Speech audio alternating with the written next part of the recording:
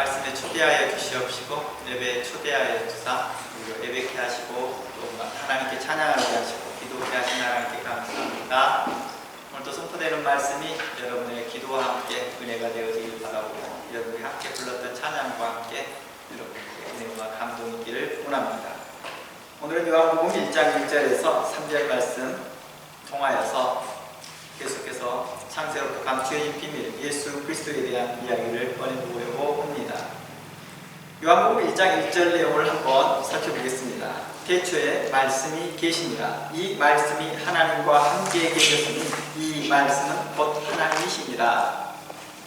이 짧은 말씀에 이 한 말씀에 기독교 역사에 가장 중요한 삼위일체 교리도 포함되어 있습니다. 삼위일체라고 말하는 이 말이 좀 어려울 수도 있습니다. 성부 하나님과 성자 하나님은 같으냐? 같지 않습니다 라고 하는 말이 요한복음 1장 1절에 나와 있습니다. 이 말씀이 하나님과 함께 하셨으니 하나님과 말씀을 구분하였습니다. 성부와 성자가 다르다 위격의 구별을 해두셨습니다. 동시에 이 말씀은 곧 하나님이시니라 라는 이 말씀을 통해서 성부 하나님과 성자 하나님 곧 예수 그리스도는 본질이 동일하다라는 의미를 갖고 있습니다. 그래서 삼위일체라는 말은 본질이 동일하다라는 뜻이 있습니다. 위가 세 위격이 있으나 본질은 같다라는 뜻입니다. 우리 이성적으로 다 설명할 수는 없고 이해할 수 없다 할지라도 우리는 이 본문을 통하여서 그래서 삼위일체에 대한 교리가 성립되었습니다. 만일 요한복음 1장 1절에서 3절 말씀을 내용이 없는 상태에서 오늘날까지 구약에서 이르시되 라는 말씀이나 또한 명령 이 가운데라는 표현들 속에서 성자 하나님이신 예수님이 함께 하실 거라고는 생각조차 못했을 것입니다. 창세기 1장 1절에 말에서 빛이 있으라 할 때 이 빛이 있으라는 그 명령하실 때 오직 성부 하나님만이 그 명령을 하셨을 거라고 생각했을 것입니다. 그 누구도 거기에 예수님이 함께 하실 거라고 생각하지 못했을 것입니다. 이로 보아 사도 요한은요, 과거 유대교회에게 새로운 신학을 말하고 있는 것입니다. 혁신적인 신학, 창세로부터 감추인 신학을 말하고 있었던 것입니다. 바로 오랫동안 감추어졌고 몇몇 의인들이 희미하게 안개 속에서 보았던 그것을 밝히 드러낸 것입니다. 곧 예수 그리스도이십니다. 예수 그리스도는 곧 하나님이시다. 창세 전부터 영원 전부터 하나님과 함께 하신 분이시다 라며 2절부터 이렇게 말합니다. 그가 태초에 하나님과 함께 계셨고 이곳에서 말하는 태초는 천지를 창조할 때부터라는 말입니다. 천지를 창조할 때 하나님이 함께 하셨다라는 뜻입니다. 만물이 그로 말미암아 모든 만물이 예수 그리스도로 말미암아 지은 바 되었고 지은 것이 하나도 그가 없이 된 것이 없었다라고 말합니다. 예수님 오시기 전까지 유대인들은 창조 사역이 오직 성부 하나님이신 독립사역이라 생각하였고 믿었습니다. 좀 더 발전된 신학은요 이렇게 생각했습니다. 하나님은 천지 만물을 창조하실 때 생각이 아니라 말씀으로 창조했다고 믿었습니다. 시편 33편을 가보겠습니다. 시편 33편 3절에서 9절까지 내용을 보면 여호와의 말씀으로 하늘이 지음이 되었으며 그 만상을 그 입 기운으로 이루었도다. 그가 말씀하심에 이루어졌으며 명령하심에 경고히 섰도다 라고 말합니다. 또한 시편 148편 5절 말씀에 그것들이 여호와의 이름을 찬양하는 그가 명령하심으로 지음을 받았음이로다 라고 말합니다. 그리고 우리에게 익숙했던 창세기 1장 3절 말씀에 하나님이 이르시되 빛이 있으라 하시니 빛이 있었고 이후에 하나님이 이르시되라는 구절이 반복적으로 사용되면서 천지의 만물을 창조했던 기록이 나옵니다. 이 본문들에서 하나님의 말씀으로 창조되었으나 이 본문 자체에서 말씀이 성자 하나님을 직접적으로 지칭하지는 않고 있습니다. 본문의 맥락은 하나님의 명령과 권위로 직접 창조하셨다는 것에 더 초점이 있는 것이지요. 다만 우리가 이 본문들을 볼 때에 요한복음을 통하여서 또한 신약 성경을 통하여서 보면서 이러한 본문들 속에 나타난 이르시되, 가라사대, 있으라 라는 이러한 명령들, 또 말씀으로 말씀하심에 이 기운이란 이러한 표현들이 오직 성부 하나님에게만 해당되는 것이 아니라 성자 하나님, 곧 예수 그리스도에게도 해당된다는 것을 알게 되는 것이죠. 즉 예수님도 그 창조 사역에 함께 하시며 함께 명령하시며 함께 그 입의 기운으로 말씀하셨다라고 우리는 보는 것입니다. 하나님께서 그 천지를 창조하실 때 성자 하나님과 함께 하셨던 이 말씀을 하고 있는 것입니다. 요한복음 외에도 신약 성경에서는 여러 곳에서 특히 사도 바울은 예수 그리스도의 창조 사역이 하나님과 함께 하였음을 계속해서 이야기하고 있습니다. 성부 하나님과 함께 능동적으로, 적극적으로, 주권적으로 함께 하였음을 계속해서 증거합니다. 로마서 한번 가봅니다. 로마서 11장 36절입니다. 로마서 11장 36절 말씀에 이는 만물이 할 때 이 만물은 천지 창조하였던 그 만물을 말합니다. 모든 만물이 주에게서 나오고 주로 말미암았고 주에게로 돌아갑니다. 요한복음 1장 1절에서 3절 말씀을 축약적으로 설명해 놓은 것입니다. 이는 만물이 주에게서 나왔다. 그리고 주로 말미암았고 주에게로 돌아가니라. 그에게 영광이 세세 있을지어다. 아멘이라고 사도 바울은 선포합니다. 또한 사도 바울은 고린도 교회에 향하여서도 말을 합니다. 고린도전서 8장 6절 말씀에 가봅니다. 그러나 우리에게는 한 하나님 곧 아버지가 계시니 만물이 그에게서 났고 우리도 그를 위하여 있고 또한 한 주 예수 그리스도에 계시니 만물이 그로 말미암고 우리도 그로 말미암았느니라 라고 말합니다. 고린도전서는요 좀 더 구체적으로 말합니다. 성자 하나님 예수 그리스도께서 그냥 참관하시고 잠잠해 있는 것이 아니라 적극적으로, 능동적으로, 주권적으로 창조 사역에 개입했음을 이야기하고 있는 것입니다. 다시 한번 읽어볼게요. 6절. 우리는 한 하나님 곧 아버지가 계신다. 불명고 성부 하나님을 인정합니다. 만물이 그에게서 났다. 모든 창조된 만물이 오직 성부 하나님에게서 났다라고 말합니다. 그리고 우리도 그 성부 하나님을 위하여 지어졌고 라고 말합니다. 이 말씀은 곧 로마서의 말씀이 배경되어진다면 만물이 그 하나님에게 나오고 우리는 그 만물이 하나님으로 말미암았고 또 모든 만물이 주에게로 돌아간다라고 하는 뜻입니다. 성부 하나님의 맥락에서 이야기했습니다. 그러면서 또한 이라고 말을 하면서 성자 하나님에 대해서 이야기합니다. 또한 한 주 예수 그리스도가 계시니 만물이 그로 말미암았다라고 말합니다. 우리도 그로 말미암아 있느니라라고 반복적으로 말을 사용합니다. 성부에게 사용하였던 말을 성자에게 사용하시고 있습니다. 이는 본질이 동일하신 하나님이시고 동시에 천지를 창조하신 그 사건에 성자 하나님이 적극적으로 관여하였음을 이야기합니다. 히브리서 1장 2절 말씀 가봅니다.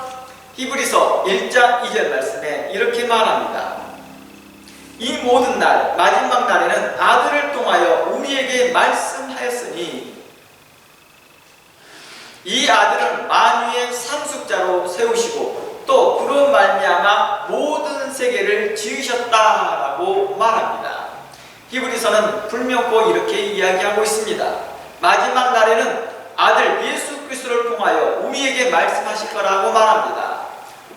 구약에서는 성부 하나님의 역사가 있었다 한다면 이제 마지막 때는 성자 하나님을 통하여 이 모든 걸 마무리하시겠다라고 하는 것입니다. 그리고 그렇게 말합니다. 선포합니다. 그로 말미암아 모든 세계가 지어졌다라고 말합니다.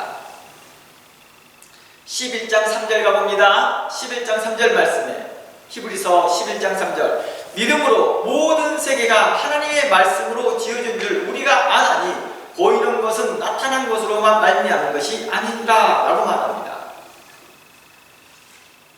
모든 세계, 즉 우리가 가지고 있는 이 세계라고 하는 이 말은 보여지는 것과 보여지지 아니하는 것까지 다 포함되는 뜻을 가지고 있습니다. 세계라는 이 단어는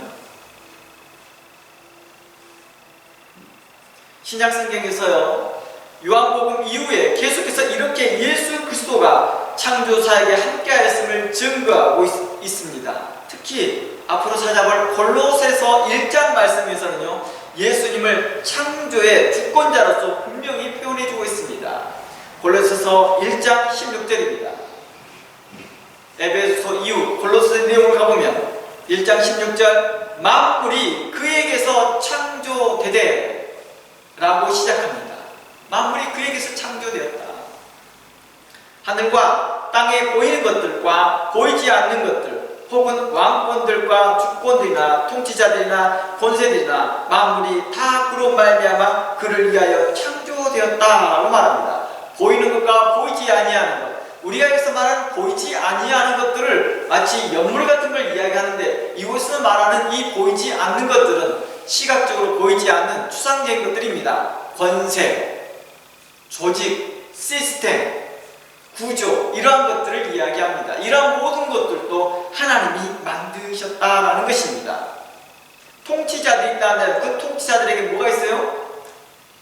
지배라는 것이 있고 그 지배 가운데에서 뭘 가지고 있습니까? 시스템, 구조, 다스림, 보이지 않은 것들이죠. 다 이런 것들. 능력, 치리 이 모든 걸 또 하나님의 계획하신 안에서 만들어졌다라고 말합니다. 만물이 다 그로 말미암았고 그를 위하여 창조되었다. 그러니까 이곳에서 말하는 만물이라고 하는 말은 세계라는 말과 같은 뜻이죠. 같은 뜻으로 있습니다. 만물 보이는 것만이 아니라 보이지 않는 것까지 포함시켰다는 것입니다. 모든 만물이 그로 말미암았고 그를 위하여 창조되었다라고 말합니다. 만물이 다 그로 말미암았고 그를 위하여 창조되었고 또한 그가 만물보다 먼저 계시고 만물이 그 안에 함께 섰느니라. 예수님은 만물을 보다 먼저 계셨다라고 설명하시면서 만물이 그 안에 함께 섰다라고 선포하며 마무리합니다.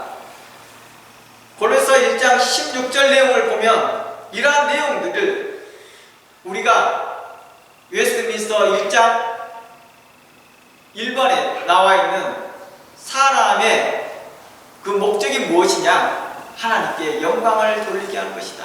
하나님을 기뻐하고 하나님께 영광을 돌리게 하는 것이다 라는 이 말씀에 대한 그 근거가 되는 것입니다. 아마 이 내용은 아마 다음 주 중에 다시 한번 설명할 것 같습니다. 예수님뿐만 아니라 이뿐만 아니라 예수님도 자신이 아브라함이 있기 전에 계셨음을 증거하였습니다. 내가 아브라함이 낳기 전에도 있었다라고 말합니다. 예수님 스스로도 그렇게 증거합니다. 도마를 비롯한 제자들은 예수님을 하나님이라 고백합니다. 어느 때요? 그 생애 가운데요. 예수님의 생애 가운데 그렇게 고백합니다. 우리가 좀 전에 열거했던 요한복음 1장 1절부터 로마서, 고린도전서, 히브리서 그리고 골로새서 이 모든 말씀들은요 오늘날 우리가 보는 웨스트민스터 신앙 고백서의 기초가 되어서 그 첫 번, 일문 사람이 첫째 되는 목적에 대하여 답변을 해주고 있었던 것입니다. 하나님을 기뻐하고 하나님을 영화롭게 하는 것이니라. 우리 교회가 바로 이러한 웨스트민스터의 그 신앙 고백에 기초하여서 우리의 삶이 진행되고 있습니다. 예수님은 단순히 선지자나 위인이 아니라 선지하시는 창조주 하나님이심을 확증하는 내용입니다. 선제, 먼저 계셨다, 만물보다 먼저 계셨다라는 말을 선제라는 뜻입니다. 예수님은 자기 선을 통하여서 아브라함이 나기 전부터 내가 있었다. 우리 함께 가볼까요? 요한복음 5장 58절입니다. 죄송합니다. 요한복음 8장 58절입니다. 요한복음 8장 58절 말씀에 예수님은 이렇게 말합니다. 아브라함이 나기 전부터 내가 있었다. 이런 선언은요, 유대인들에게는 가히 충격적이었습니다. 아니, 어떻게 하나님과 함께 할 수 있는 사람이 있을 수가 있느냐? 우리는 모든 만물이 하나님께로 말미암아 창조되었다고 믿는다. 이러한 신앙은 아까 좀 전에 읽었던 고린도전서 8장 6절에 나와 있는 그 서도에 나온 내용입니다. 모든 만물이 아버지께로부터 나왔다. 그들의 유대교에 가지고 있던 사람들이 가지고 있는 그때 당시의 한계가 바로 여기까지였죠. 모든 만물이 아버지로부터 말미암았다. 그러나 예수 그리스도로 말미암아서 그 후반절인 한 예수 그리스도께서 만물이 그로 말미암아 나았다라고 하는 사도 바울의 선포로 인하여서, 또한 사도들의 이러한 선포를 통하여서 바로 예수 그리스도는 창조의 주요 만물보다 먼저 계신 하나님이심을 이야기하고 있었던 것입니다.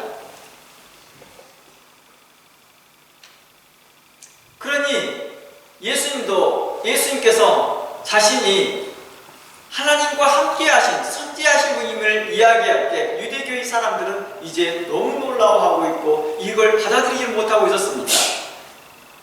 그리하여 그들은 이렇게 말합니다. 이는 신성모독이다. 이는 신성모독이다 라고 말합니다.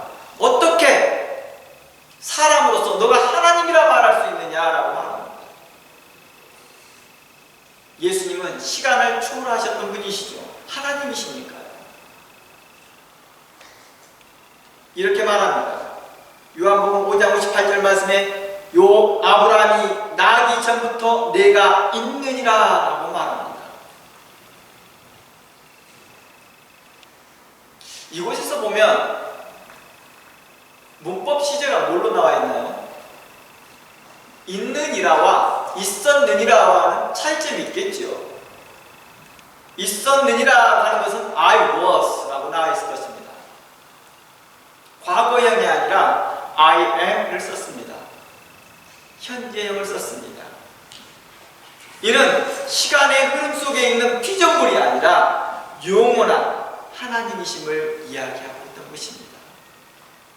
과거에도 있었고 영원 전에부터 계셨고 선지하신 그 하나님이 지금 현재에도 우리와 그리고 너희들과 함께하고 우리들과 함께하신 하나님이심을 이야기하고 있는 것입니다. 그러니 우리의 믿음을 성경은 요구할 때 과거의 믿음이 아니라 현재의 믿음을 요구했던 것입니다. 현재 그 하나님을 믿느냐? 현재 너와 함께하는 그 하나님을 믿느냐? 오늘의 찬양의 고백과 같이 내가 예수 그리스도를 내 주인 삼는 그런 고백들이 현재를 이야기하고 있었던 것입니다.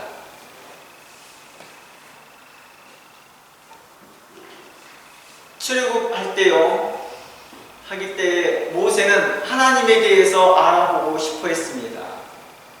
모세는 하나님이 누구십니까? 라고 물어봤을 때 I am who I am 이라고 말합니다. 나는 스스로 있는 자다 라고 번역할 수밖에 없습니다.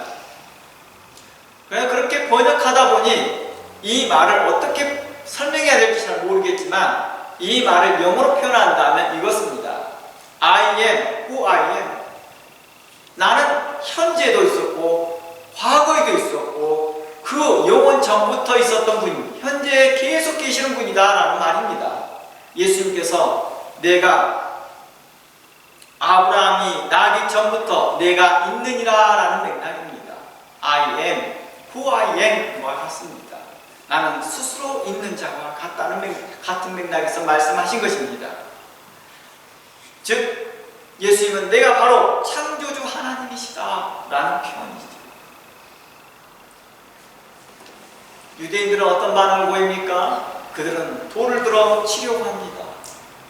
예수님이 자신을 아브라함보다 높일 뿐만 아니라 하나님과 동등됨을 나타내었기 때문입니다. 예수님은 이곳에서 하나님과 동등됨을 나타내는 것이 아니라 하나님과 본질이 같음을 이야기하고 있었던 것입니다. 나도 또한 성부 하나님과 함께 천지를 창조하였고 아브라함을 창조하였고 아브라함을 보낸 자다, 내가 명령한 자다 라고 말씀하신 것입니다. 요한복음 1장 1절에서 이 말씀은 곧 하나님이라 라는 이 말씀, 태초의 말씀이, 요한복음 1장 다시 들어가 봅니다. 태초의 말씀이 계신다. 이 말씀이 하나님과 함께 계셨고 이 말씀은 곧 하나님이시라고 하는 이 말씀은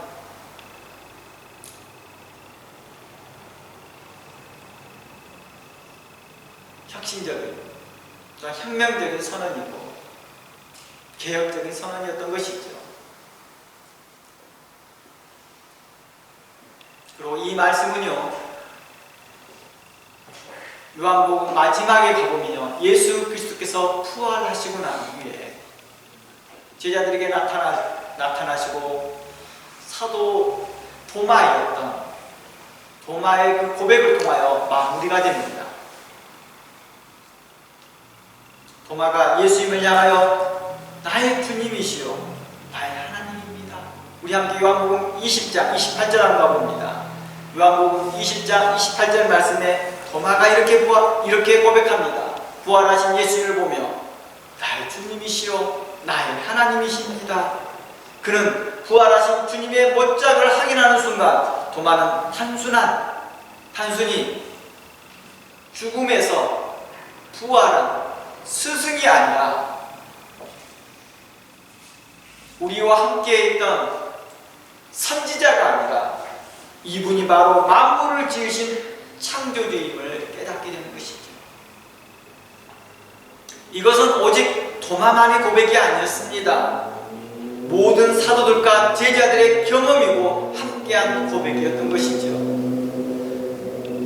사도 요한은요, 이 고백을 끝으로 복음서를 마무리합니다. 처음 스타트가 뭐였어요? 예수 그리스도는 하나님이다 라고 요한복음 1장 1절을 했습니다. 그리고 그의 마무리를 그들의 고백, 예수님 나의 주요 나의 하나님이다 라고 고백합니다. 예수님이 바로 그 하나님이시다 라는 결론으로 이야기를 꺼내는 것이죠. 즉 사도 요한은 태초에 말씀이 계시니라, 이 말씀이 하나님과 함께 계셨으니 이 말씀은 곧 하나님이라는 이 고백이 단순히 다른 신학적 정의의 지식을 그 지식의 그 선에서 머물지 않고 있었다는 것입니다. 예수님은 만물을 창조하신 하나님이시구나 라고 하는 그 인식하고 그 지식에 대한 그 선언에 대한 동의에서만 머무르는 게 아니라 그는 직접 예수님을 경험한 그 사건을 이야기하고 있었던 것입니다.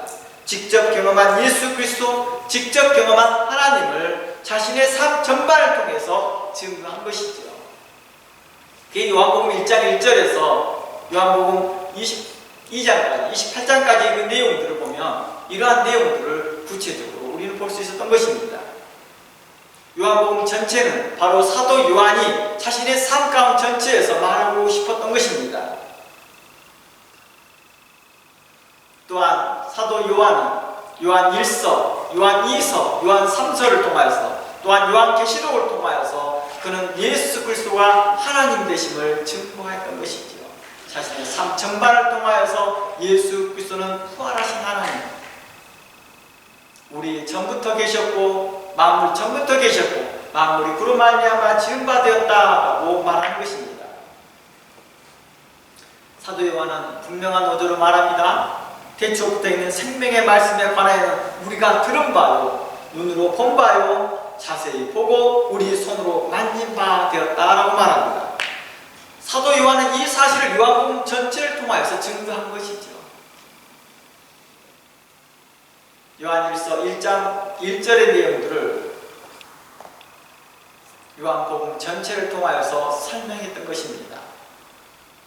그 복음의 시작은 분명합니다. 태초에 말씀이 계십니다. 이 말씀이 하나님과 함께 계셨으니 이 말씀은 곧 하나님이십니다. 그가 태초에 하나님과 함께 계셨고 만물이 그로 말미암아 지은 바 되었으니 지은 것이 하나도 그가 없이 된 것이 없느니라. 14절 말씀이 육신이 되어 우리 가운데 거하매 우리가 그의 영광을 보니 아버지의 독생자의 영광이요 은혜와 진리가 충만하다라고 고백했던 것입니다.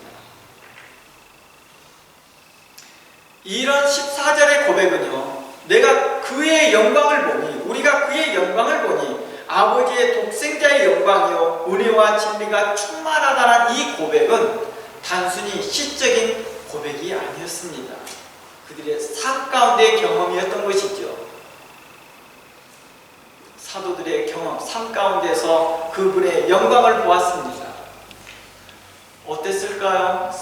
사복음서를 자세히 쳐다보세요. 자세히 찾아보면 예수님에 대한 자신들의 여러 생각들이 함께 기록해 놓았습니다. 그 과정 가운데 예수님에 대해서 수군거리는 생각들, 예수님에 대해 의심했던 마음들, 예수님에 대해서 다른 생각들도 있었습니다. 그러나 그들의 최종의 마무리를 봤을 때 예수님은 나의 주님이시요, 나의 구주요, 나의 하나님입니다 라고 고백할 수밖에 없었다는 것입니다. 그들은 처음에 예수님에 대하여 하나님이라 소개를 받았습니다. 메시아라 소개를 받았습니다.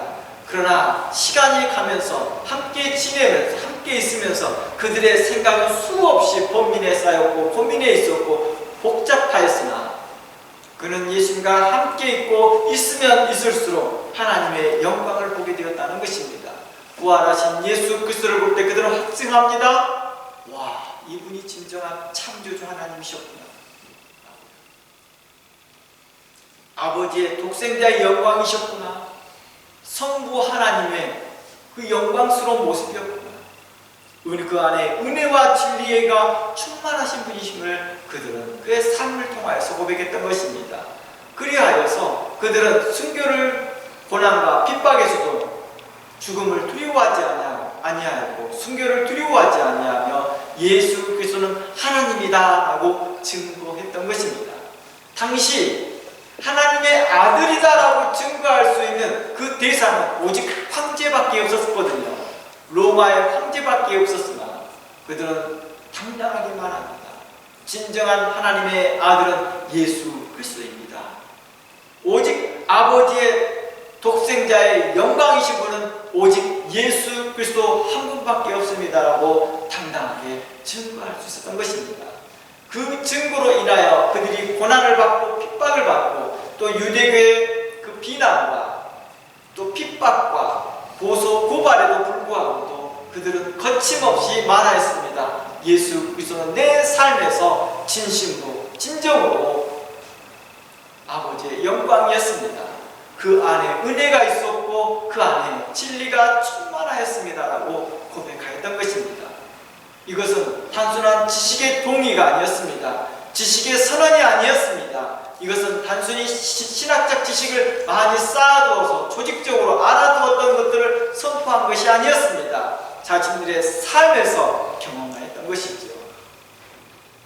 그러하였기에 그들의 입술은 담대하였고 그들의 마음은 강했고 그들은 두려움을 잃었던 것입니다. 왜냐고요? 직접 경험했습니다. 그들은 자신들이 가지고 있는 수많은 논리와 철학과 지식과 경험을 통하여서 예수님을 검증하고 살펴보았고 함께하면서 그들은 많은 것들을 체험하면서 예수님에 대하여 마지막으로 보았던 것이 주는 그리스도시요 참 하나님이십니다 라고 고백할 수밖에 없었다는 것입니다.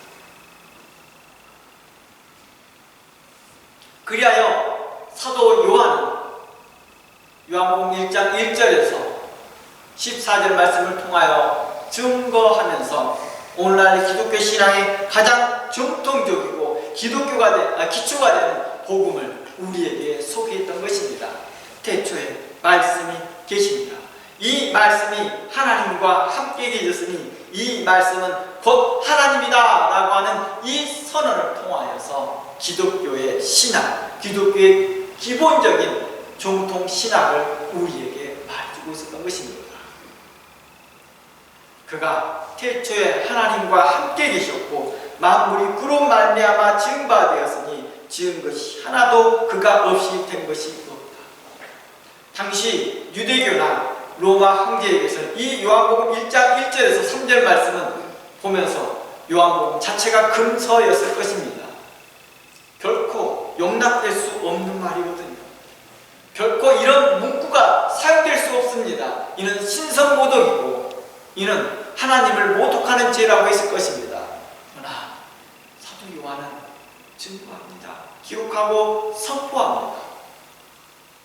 예수 그리스도는 참 하나님이시며 성부 하나님과 함께 계셨으며 천지를 창조하신 창조자이심을 선언하였던 것입니다. 이러한 사도들의 외침에 후회된 사도 바울은 동일한 증거를 합니다. 맞습니다. 사도들의 증거가 맞습니다. 사도 요한의 증거가 맞습니다. 예수 그리스도는 천지를 창조하신 분이요 만물을 창조하신 분이요 그로 말미암았고 그로 말미암아 그에게 속하였습니다. 우리는 그를 위한 말미암아 살아야 됩니다. 그에게 속하여 살아야 됩니다 라고 말합니다. 그리고 개혁신학이 이루어지고 종교개혁이 이루어지고 난 후에 웨스트민스터는 이것을 근거하면서 우리가 사람의 된 본질의 목적이 무엇이냐? 사람이 목적이 무엇이냐? 바로 하나님을 영화롭게 하는 것이며 하나님을 기쁘게 하는 것이다. 왜냐? 우리는 하나님께 창조된 사람이다 라고 말해요. 이 말씀을 기초했던 것입니다. 우리는 예수 그리스도를 영화롭게 하며 예수 그리스도를 기뻐하며 예수 그리스도만이 나의 참 하나님이요 예수 그리스도 한 분만으로 만족합니다 라는 이러한 고백, 하나님 한 분으로 나처럼 만족합니다 라는 이런 고백들이 우리의 삶 가운데서 나타나기를 원했던 것입니다. 이제 웨스트민스터는 단순한 신앙 고백이 아니라 우리의 삶에서 그렇게 고백되어지기를 원했던 것입니다.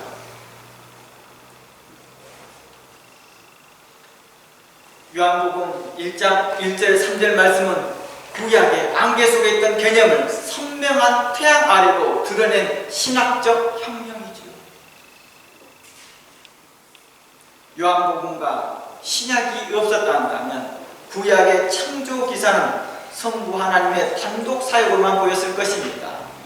하지만 사도 요한은 또한 사도 바울은 또한 여러 사도들은 성령의 감동하심으로 창세기에서 태초에 하나님이 만물이 창조하실 때 감추어져 있던 그 인격적인 실체가 예수 그리스도가 계셨음을 선포하고 있었던 것입니다. 예수 그리스도는 우리를 구원하시는 구원자일 뿐만 아니라 천지를 창조하시는 하나님이 되심을 선언하였던 것입니다. 요한복음 1장 1절에서 3절 말씀에 이 복음은 우리에게 하나님을 믿기에 충분하게 하겠다는 것입니다. 예수 그리스도를 믿고 따르기에 충분하게 했다는 것입니다. 우리에게 많은 증거가 필요한 것이 아니라 하나라도 진실된 것이 필요했던 것입니다. 그 진실은 우리의 그 진실에 대하여 요한복음은 사도 요한은 이렇게 요구합니다. 믿음을 요구합니다. 믿는 자에게 구원이 있을 것을 말합니다. 사도 요한이요 이 복음서를 쓴 이유에 대해서 분명히 알 수 있듯이 지난 우리가 1강 2강을 통해서 말씀했듯이 이 복음이 쓰였던 그 목적이 자신이 쓴 이 사도 요한 복음을 썼던 그 목적이 불명확 이렇게 말합니다. 너희로 믿고 그 이름을 힘입어 생명을 얻게 하려 하십니다 라고 말합니다. 요한복음 20장 31절 말씀에 너희로 믿고 그 이름을, 예수 그리스도의 이름을 힘입어 생명을 얻게 하는. 그는 요한복음 3장 16절에 이렇게 말합니다. 하나님이 세상을 이처럼 사랑하사 독생자를 보내주셨다. 이 독생자가 누구였다고요? 천지를 창조하신 하나님이셨다. 이는 그를 믿는 자마다 멸망치 않고 영생을 얻게 하였다는 것입니다. 사도 요한은 우리에게 요구한 믿음은 이제 하나님과 함께 호흡하는 믿음을 요구하였습니다. 현재적인 믿음, 현재 진행형적인 믿음을 요구했던 것입니다. 하나님이 현재 계시듯 너의 믿음도 현재형이 되라고 말하고 있었던 것입니다. 예수 그리스도 안에서 성령 안에서 함께하는 그 호흡하는 믿음을 요구했던 것입니다. 우리의 믿음은 단순히 지식의 동의를 넘어서 믿음 있는 삶과 행동이었던 것입니다. 나 예수님 믿어요. 그러면 믿음의 그 삶의 증거를 내라 라고 하는 게 바로 야고보서의 내용이었습니다. 그리고 에베소서의 내용이었고, 그리고 요한복음의 내용이었습니다. 이러한 맥락에서 사도 사도 베드로는 우리에게 우리가 가야 할 믿음의 방향을 제시합니다. 어떤 게 진정한 믿음이냐 라고 하는 것을 제시합니다. 즉 모든 사도들은 계속해서 믿음의 삶을 이야기하고 있었던 것입니다. 언제의 믿음의 삶이요? 현재 진행형적인 삶, 자라나는 믿음, 변화되는 믿음, 이러한 믿음을 우리에게 요구했던 것입니다. 베드로전서 1장 한번 가봅니다. 우리가 베드로전서 1장은 좀 전에 우리가 좀 읽어보았습니다. 그러나 좀 더 구체적으로 읽어보기를 원합니다. 베드로전서 1장 6절, 그러므로 너희가 이제 여러 가지 시험으로 말미암아 잠깐 근심하게 되지 않을 수 없으나 오히려 크게 기뻐하는도다. 베드로전서 1장 7절, 너희의 믿음의 확실함은 불로 연단하여도 없어질 금보다 더 귀하여 예수 그리스도께서 나타나실 때 칭찬과 영광과 존귀를 얻게 할 것입니다. 예수를 너희가 보지 못하였으나 사랑하는도다. 이제도 보지 못하였으나 믿고 말할 수 없는 영광스러운 즐거움으로 기뻐하나니 믿음의 결국 곧 영혼의 구원을 받음이라. 사도 베드로는 이방에 있는 교인들에게 말합니다. 너희가 예수 그리스도를 너희가 보지 못하였다. 그럼에도 너희가 그들이 믿고 있으니 얼마나 너희 믿음이 대단하냐. 하나님이 영광 가운데 오실 때에 너희들을 칭찬할 것이다 라고 말합니다. 그러면 그들이 가지고 있었던 믿음이 어떤 믿음이었을까요? 사도 베드로는 그들에게 어떤 믿음을 요구했을까요? 이 내용이 베드로전서 1장 이후 계속 설명하고 있습니다. 베드로전서는 바로 그걸 이야기하고 있거든요. 우리에게 그러면 그 믿음의 방향, 우리가 믿음을 지향해야 할 그 방향이 어딥니까? 라고 설명하는 방향에 대해서 설명하고 있는 것이었습니다. 10절부터 계속 읽어봅니다. 이 구원에 대하여는 너희에게 임할 은혜를 예언하는 선지자들이 연구하고 부지런히 살펴서 자기 속에 계신 그리스도의 영이 그 받으실 고난과 후에 받으실 영광을 미리 증언하여 누구를 또는 어떠한 때를 지시하였는지를 상고하였다라고 말합니다. 이는 예수 그리스도에 대해서 희미하게 알고 있던 구약의 선진들과 의인들이 그들이 연구하고 살펴보기를 원하였던 것을 이제 너희들이 보았다라고 말하는 것입니다.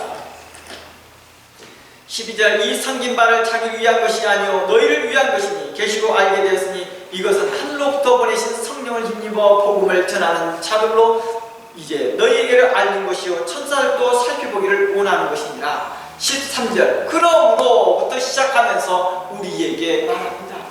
믿음의 방향을 제시해 줍니다.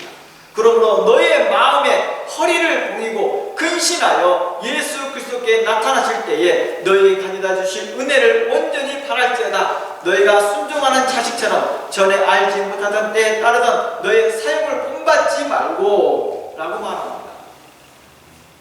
이는 우리에게 믿음에서 어떤 삶을 살아가기 원합니까? 거듭난 삶, 거듭난 삶은 새로운 삶을 이야기합니다. 과거의 삶을 그대로 살면서 말은 내가 하나님 뜻대로 살아요 라고 하는 삶은 그대로야.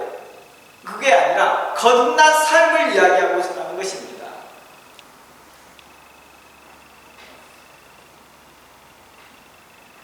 사욕을 본받지 말고 15절 오직 너희를 부르신 거룩하신 이처럼 너의 모든 행실이 거룩한 자가 되라라고 말합니다.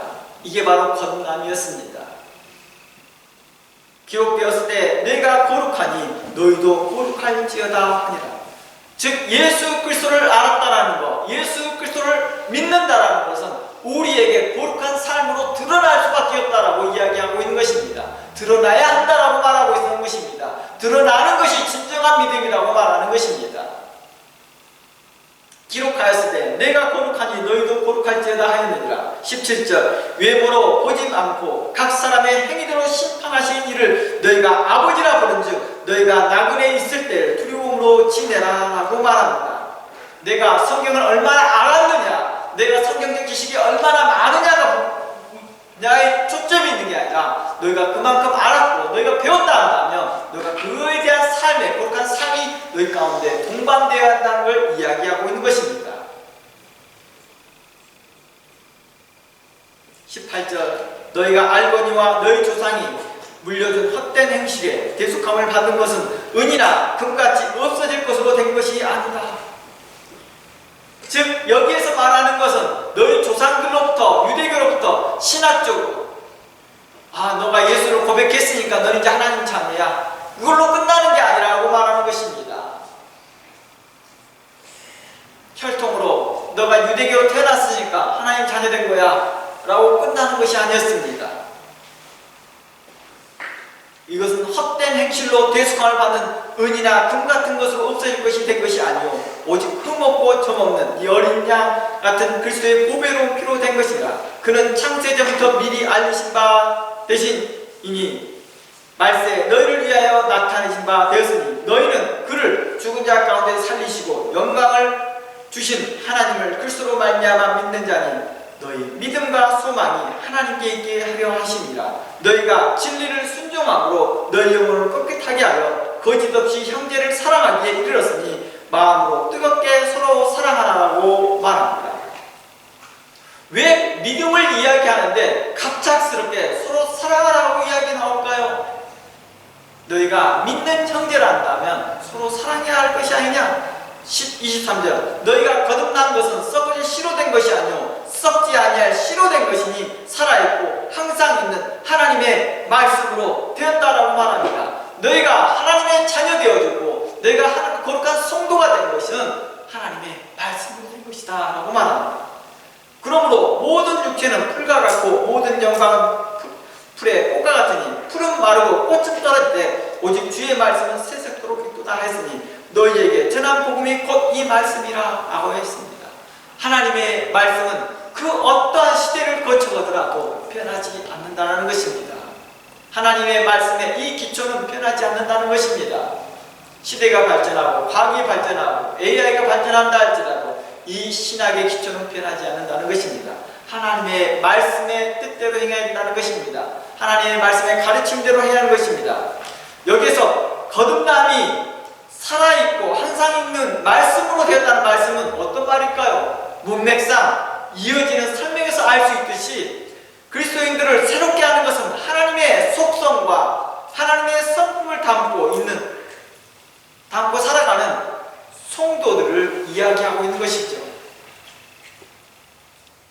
즉 이렇게 살아갈 수 있는 것은 하나님의 말씀을 통하여서 하나님의 성품을 본받게 되어지고 하나님의 속성을 본받아서 우리가 살아갈 수 있다는 것입니다.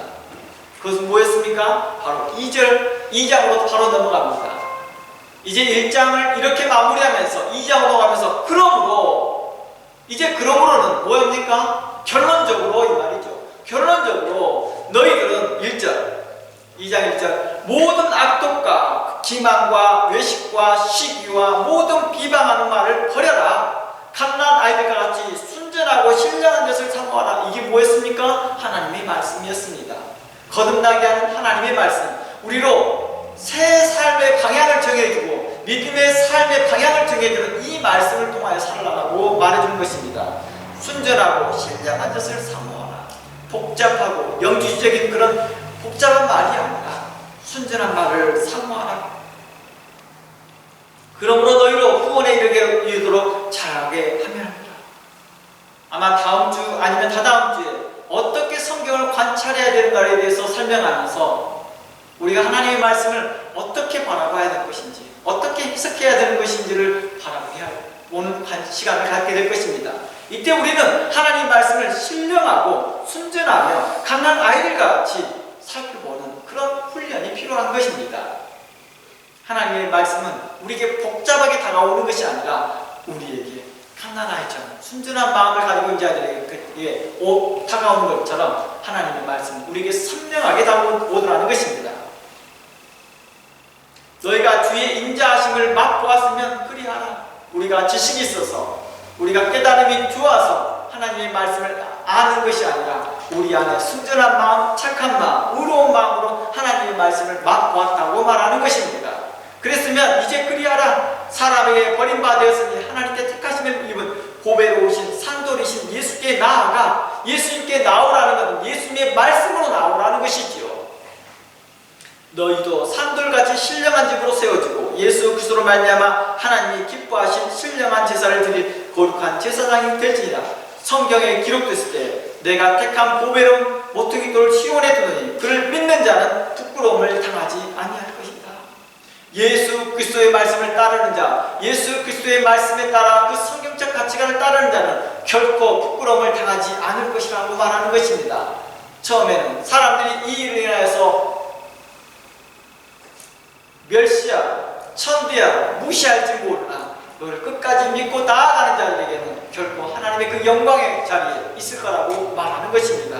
결단코 부끄러움을 당하지 아니할 것이다. 멸망치 않을 것이라고 말하는 것입니다.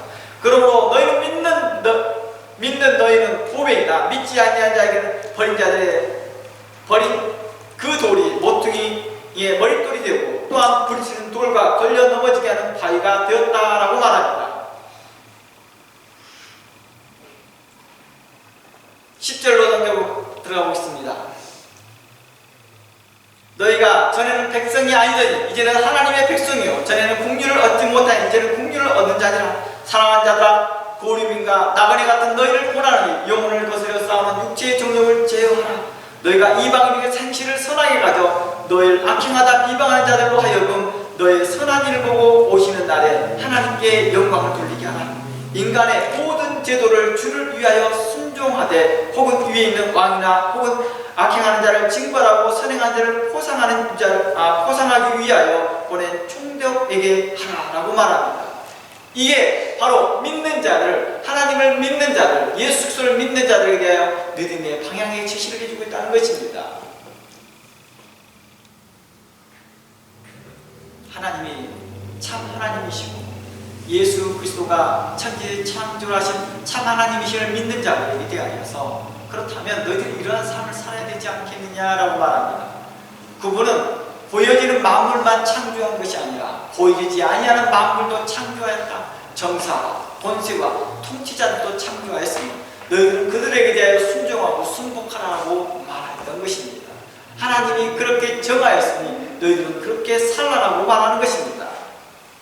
14절 혹은 그가 악을 행한 자를 징벌하고 선행한 자를 포상하기 위하여 보낸 총독에게 하라고 말합니다. 누가 세웠다는 뜻이에요? 하나님이 세웠다는 뜻입니다.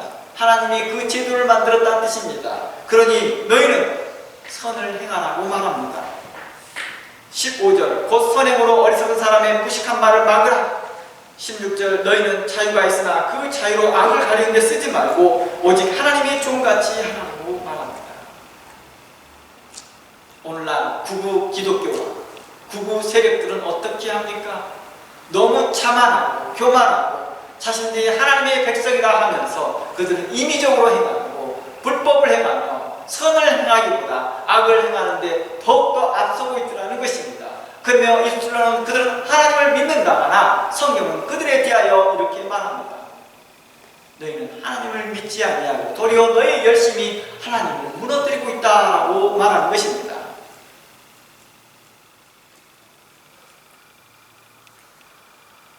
16절, 17절 못 사람을 공경하며 형제를 사랑하며 하나님을 두려워하며 왕을 존대하라고 말합니다. 못 사람을 공경하는 법을 배우지 못합니다. 자신과 생각을 다른 사람들에게 대하여서 공격적으로 나옵니다.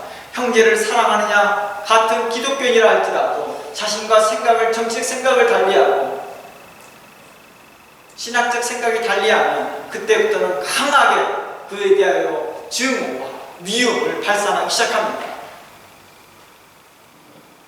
하나님을 두려워하며 왕을 존대하라고 말합니다.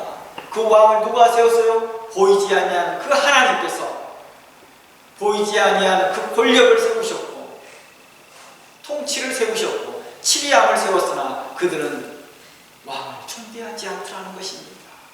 거만하게 행하며 교만하게 행하며 나는 믿음이 있다, 나는 하나님이 누구인지를 안다, 예수님이 누구인지를 안다라고 말을 하지만 정작 하나님의 뜻대로 예수님의 말씀대로 성경적 가치관대로 행하지 않더라는 것입니다. 그들을 향하여 성경은 악하다라고 말합니다.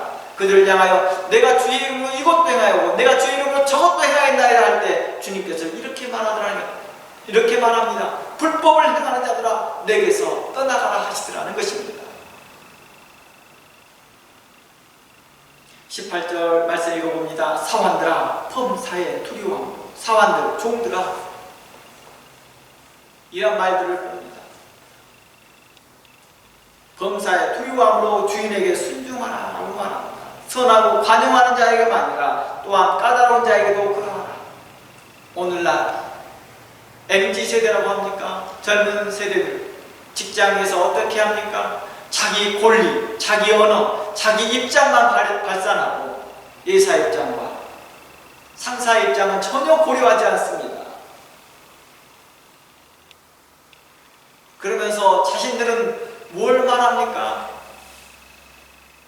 바로 이러한 것들을 교회에서 가르치지 않고 있으니 점점 교회는 점점 쇠락해 가고 있고 교회 안에서는 점점 의롭지 못하며 선하지 못하며 교회는 계속해서 쇠퇴하고 있더라는 것입니다. 교회가 쇠퇴하는 이유가 뭘까요? 바른 의로운 것을 전하지 못했기 때문입니다. 거듭난 삶을 증거하지 않았기 때문입니다.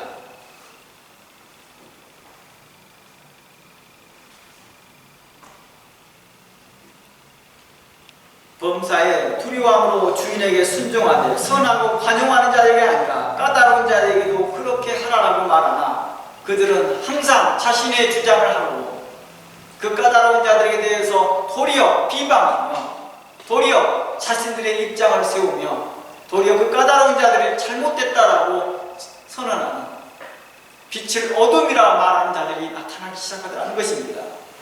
19절 부당하게 고난을 받아도 하나님을 생각함으로 슬픔을 참으면 이런 아름다우나 죄가 있어 매를 맞고 참으면 무슨 칭찬이 있을 것이냐. 그러나 선을 행함으로 고난을 받고 참으면 이는 하나님 앞에 아름다움에도 불구하고도 그런 아름다움을 포기하고 자신들이 원하는 것들을 추구하더라는 것입니다. 육신의 생각과 탐욕과 이기심으로 가득 찬 이 세상을 향하여 주님은 또다시 사도 베드로를 통하여 이렇게 말합니다. 믿음에 가야 될 방향을 제시하며 너희는 하나님 앞에서 선하게 살라. 하나님의 말씀은 변함이 없다. 푸른 마루 꽃은 마르나 하나님 말씀은 결코 변함이 없다. 그러니 이 말씀이 너희를 변하게 할 것이며 이 말씀을 따를 때 너희가 하나님의 거룩한 성품 안에 살아갈 것이다 라고 가르치고 있던 것입니다. 그러니 포기하지 말라, 잃어버리지 말라, 그 말씀에 구하라고 말하고 있었던 것입니다. 20절 죄가 있어 매를 맞고 참으면 무슨 칭찬이 있으려. 그러나 선을 행하고 고난을 받고 참으면 이는 하나님 앞에서 아름답다라고 말합니다. 이를 위하여 너희가 부르심을 받았다고 말합니다. 이것을 위하여 우리가 항상 사람들에게 칭찬만 듣는 것이 아니라 우리가 다른 사람에게 칭찬 듣지 못한다 할지라도 성실하게 의롭게 행하라고 말하는 것입니다. 항상 주변에서 인정받는 건 삶이 아니라 사람들이 나를 인정해주지 않는다 할지라도 오직 하나님만 생각하며 하나님만 바라보며 살아가고 말하고 있습니다. 나와 기준이 다른 사람들이 있겠지요. 그런 사람이 있다 할지라도 내 위치를 파악하고 내 상황을 파악하고 내가 순종해야 할 자리인지, 내가 명령해야 할 자리인지, 내가 따라야 할 자리인지 생각하면서 우리도 자기 분수를 알고 자기 믿음을 알고 행하라고 말하는 것입니다. 그러면 이렇게 말합니다. 21절, 이를 위하여 너희가 부르심을 받았으니 그리스도를 너를 위하여 고난을 받아 너희에게 본을 끼쳐 그 자체를 따라오게 하였다는 것입니다. 우리는 요즘 계속 화요일과 목요일 통하여서 예수 그리스도의 그 죽으심을 계속해서 살펴보고 있습니다. 예수님은 어땠습니까? 자신의 능력이 있음에도 불구하고 그는 복종하였고 순종하였습니다. 그리고 우리에게 그 자체를 따라오게 하였다는 것입니다. 능력이 있음에도 불구하고도 그 능력을 쓰지 않는 것이 얼마나 어려운 일이겠습니까? 주님은 그 모든 일에 참으시면서 시험을 견디시며 죄를 범하지 아니하였던 것들처럼 우리도 견디고 인내하라 말합니다. 우리는 나약합니다. 우리는 늘 쓰러집니다. 우리는 늘 좌절되어 있을 수밖에 없으나 주님께는 또다시 그때마다 주님의 이름을 부르며 의지할 때마다 우리에게 새 힘을 주시며 또다시 행할 일들을 알려주신다는 것입니다. 23절 22절부터 봅니다. 그는 죄를 범하지 아니하시고 그 입에 거짓도 없으시며 욕을 당하시되 맞대어 욕하지 아니하고 고난을 당하시되 유업하지 아니하며 오직 공의로 심판한 이에게 부탁하였다는 것입니다.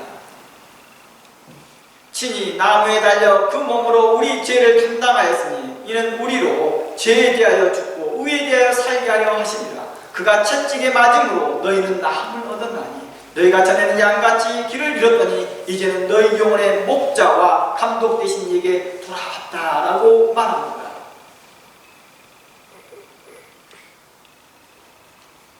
욕을 당하되 맞대어 욕하지 아니하였다는 것은 우리에게 참으로 본받아야 할 것들이 많습니다. 모든 일을 하나님의 공의로우신 심판에 맡기면서 행여 우리에게 억울한 일을 당하였더라도 주를 생각하며 참는 것입니다. 이러면서 연결되어진 것이 베드로전서 3장인 것이죠. 베드로전서 3장 1절 말씀에 아내들아 이와 같이 자기 남편에게 순종하라. 이는 혹 말씀을 순종 않는 자라도 말로 말미암지 않고 그 아내의 행실로 말미암아 구원을 받게 하려 함이니라. 너희의 두려워하며 정결한 행실을 봄이라. 너희의 단장은 머리를 꾸미고 금을 차고 아름다운 옷을 입는 예모를 하지 말고 오직 마음에 숨은 사랑을 온유하고 안정한 심령에 썩지 않을 것으로 하라. 이는 하나님 앞에 값진 것이다.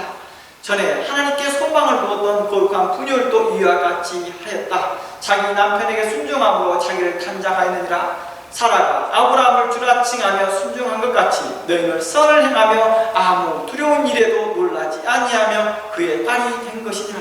남편들아 이와 같이 지식을 따라 너희 아내와 동거하며 그를 더욱 연약한 그릇이요 또 생명의 은혜를 함께 이어받을 자로 알아 귀히 여기라. 이는 너희 기도가 막히지 않게 하려 함이니라. 또는 그 아내를 더 연약한 그릇같이 여겨 지식을 따라 동거하라 말합니다. 지식을 따라 동거하라, 이 말은 무슨 말일까요? 성경의 다른 가치관과 성경적 가치관을 따라 행하는 것입니다. 마지막으로 말하노니 너희가 마음을 같이하여 동정하며 형제의 사랑하기를 불쌍히 여기며 겸손하며 악을 악으로 욕을 욕으로 갚지 말고 도리어 복을 빌라. 이를 위하여 너희가 부르심을 받았으니 이 복을 이어받으려 하여 하십니다 하고 있습니다. 우리에게 대하여 악을 행하는 자, 우리를 향하여서 욕을 행하는 자를 향하여서 복을 빈다는 것이 참으로 어려운 일일 것입니다. 그러나 성경은 우리에게 너희가 그런 일들을 하라고 부르심을 받은 거야. 다른 세상 사람들과 똑같이 행한다 한다면 너희가 무슨 차이가 있겠냐? 내가 너희들에게 왜 그리스도의 말씀, 하나님의 말씀, 하나님 주께서 이 땅에 오셔서 너희를 위하여서 죽으신 이유가 뭐겠느냐? 무슨 차별이 있겠느냐? 그러나 너희가 세상과 다르게 살아고 내가 너희를 구원한 것이 아니겠느냐? 내가 너희들에게 그 거룩한 말씀을 너희에게 가르친 게 아니겠느냐? 내가 이 거룩한 성경적 가치관들을 너희에게 말한 것이 아니겠느냐? 그런데도 너희가 이 말씀을 뭐하겠다? 가볍게 여기고 현대에 발전한 철학과 지식을 쫓아가며 하나님 말씀을 순전한 마음으로 받는 것이 아니라 갓난아이 아이같이 사모하는 것이 아니라 세상 것을 추구하고 세상의 가치관을 따르고 있다 한다면 너희가 세상과 다를 게 무엇이 있느냐라고 우리를 책망하시고 있더라는 것입니다. 그러니 너희는 마음을 정하고 너희는 마음을 정결케 하여 내가 거룩하니 너희도 거룩하라, 거룩하게 행하고 거룩한 말들을 쓰며 거룩한 가치관을 가지라 하였던 것입니다. 너희가 서로를 위해 복을 빌며 악을 행하는 자에게라도 복을 빌라. 너희에게 악을 행하는 자에게도 복을 빌라. 너희가 부르심을 받았으니 이것을 위하여 부르심을 받았으니 이는 복을 이어받게 하려면 어느 복이요? 아브라함의 복을 이어받는 것입니다. 우리가 아브라함의 복을 이어받고 다윗의 복을 이어받고 사도 요한의 복을 이어받는 것입니다. 그러므로 생명을 사랑하고 좋은 날 보기를 원하는 자는 혀를 금하며 악한 말을 그치며 그 입술로는 거짓을 말하지 말라고 말합니다. 좋은 날을 보기를 바라며 생명을 사랑하는 자는 뭘 금하라고 말합니까? 입을 조심하라는 것입니다. 입에서 시기와 악독과 불평과 불만보다는 거짓보다는 의로운 말들을, 거룩한 말들을, 복을 주는 말들을 하라는 것입니다. 축복해 주는 말, 잘 될 것이다, 잘 되게 해주소서, 그들을 위하여 기도해 주는 말들, 그래도 잘 될 거라고 바라는 그런 말, 그래도 그들이 언젠간 다시 돌이켜 잘 되지를 바라는 그런 마음들을 하는 그러한 기도 가운데서 나오는 그런 언어들은 우리에게 축복의 말로, 부드러운 말로, 온유의 말로 나올 것입니다. 비판과 비방과 원망의 말과 속닥거리는 말이 아니고 그들을 위하여 축복하는 말이 나올 것입니다. 그러므로 생명을 사랑하고 좋은 날 보기를 원하는 자는 혀를 금하며 악한 말을 그치며 그 입술로 거짓을 말하지 말고 악에서 떠나 선을 행하고 화평을 구하며 그것을 따르라. 주의 눈은 의인을 향하고 그의 귀는 의인의 강구에 기울이시되 주의 얼굴을 악행하는 자들에게 대하느니라 하고 말하였습니다. 주님은 공의로우시고 의로우셔서 우리가 의로운 일을 참고 견디고 있을 때 하나님은 능력고 상급을 주신다 하였습니다.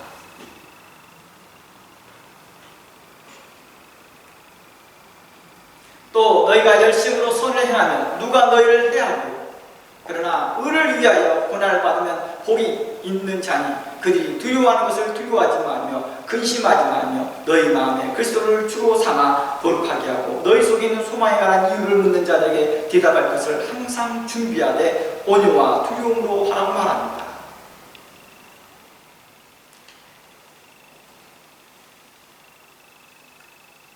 (13절) 말씀에 너희가 열심으로 선을 행하면 누가 너희를 행하여 그러나 의를 위하여 고난을 받으면 복이 있는 자니 그들이 두려워하는 것을 두려워하지 말며 근심하지 말고 너희 마음에 그리스도를 주로 삼으라 말합니다. 이번에 얼마 전에 가족들과 왕과 사는 남자를 보았는데 거기 나온 그 주인공이 그 의로운 일에 죽는 것에 대하여 의로운 일을 행하는 것에 죽음을 두려워하지 않는 것에 대해서 이야기 나옵니다. 하물며 그리스도인이 의로운 일에 대하여서 선한 일에 대하여서 바른 일에 대하여서 주저하고 있고 머뭇거리고 있다 한다면 이는 라오디아 교처럼 미지근한 신앙일 것이며 머뭇거리는 신앙일 것이며 주저하는 신앙이 될 것입니다. 이러한 신앙은 계시록의 말씀과 같이 토하여 내어버릴 것이다 라고 하였던 것입니다. 우리는 선한 양심을 가져야 할 것입니다. 16절 너희는 선한 양심을 가지라. 그리스도의 마음을 품는 것입니다. 하나님의 성품을 본받는 것입니다. 그리스도를 본받아서 그리스도께서 의로운 일을 행하였을 때 담대함으로 행하였던 것처럼 그리고 아버지께 굴복했던 것들처럼 그런 선한 양심을 갖는 것입니다. 이는 그리스도 안에서 너희의 선행을 욕하는 자들로 그 비방하는 일에 부끄러움을 당하게 하려 합니다. 선을 행함으로 고난받는 것이 하나님의 뜻일진데 악을 행함으로 고난받는 것보다 낫다라고 말합니다. 우리가 선을 행함으로 고난받는 것이 하나님의 뜻이요 하나님의 부르심이래요. 그러니 하나님 앞에서 선을 행하며 의를 행하며 하나님을 따라서 하나님의 말씀을 따라서 행하기를 주의 이름으로 축원합니다. 하나님, 우리의 하나님이십니다. 현재 우리와 함께 하시는 우리이고 그것을 믿으며 살아가기를 원하시는 하나님이십니다. 그 하나님께서 오늘 또 말씀하십니다. 우리에게 계시하십니다. 지금도 우리에게 선포하십니다. 오늘도 베드로 전서의 말씀처럼 하나님 앞에 선하고 의롭게 살아가기를 주의 축원합니다. 그리하여 좋은 날 보게 우리 모든 성도가 좋은 날 보게 주의 이름으로 축원합니다. 다 함께 기도합니다. 하나님 감사합니다. 지금까지 우리를 도우시고 함께 하신 하나님께 감사합니다. 하나님의 말씀이 우리를 가르치시고